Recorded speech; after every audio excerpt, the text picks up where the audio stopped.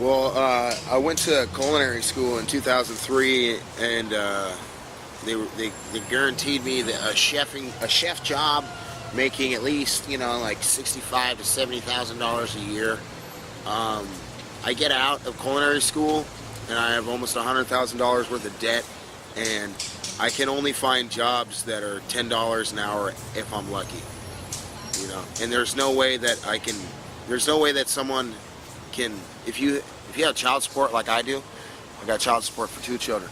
If you have child support like I do, there's no way you can pay off your debt and your debt to your children or your ex-wife, or however you want to say it, right? There's no way you can pay off the debt to the school, to the state, for the children by making less than like $10. By making $10 an hour, it's like nearly impossible. I mean, unless you don't pay rent. I have to pay rent too. So that's basically how it affects me. It's just, there's just too many like bills accumulated for the average person. Like you have to pay for insurance, like for your health. You have to pay for your food, right? I mean, food is plentiful. You got to pay for water. You got to pay for electricity. Child care. Loans. I can't afford it. I don't make enough money, so that's how it affects me. I just don't make enough money to pay all my debts. So I mean, either they'll put me in debt, into like a debtor's prison, or or I'll just live here. Just the way that the economic system is out there. The fiat system that we use, it's really old, and it's got like a real nasty history of exploitation. So for me, the thing that I want to change the most is just the economic system, how we go about doing commerce, what's important in the world that we live in.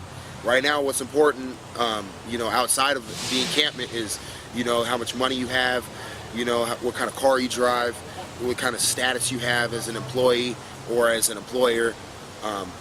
It's not about like, do you feed people? It's not about, do you clothe the naked? It's not about, do you put shelter upon those that don't have no shelter? And for me, those 3 things should be the priority. Like, once we take care of those 3 things, then everything else will fall into place, especially with the technology that we have nowadays.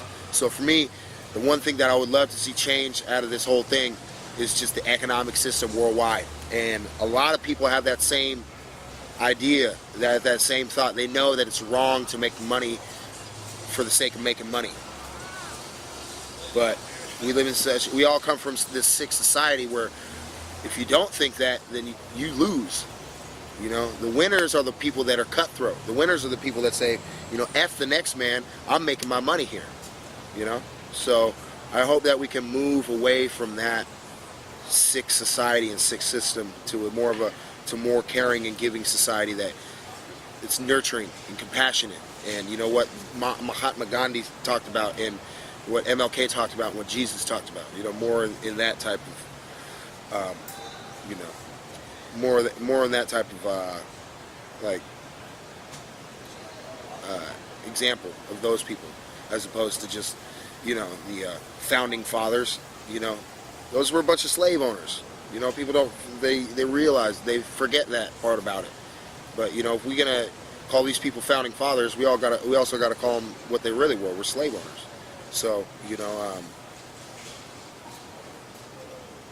it's a beautiful thing to have this going out here, but it could easily get squashed out with one mistake by a camper here getting violent, or doing something foolish. So we gotta keep this spirit about the camp about us, not just the encampment. So.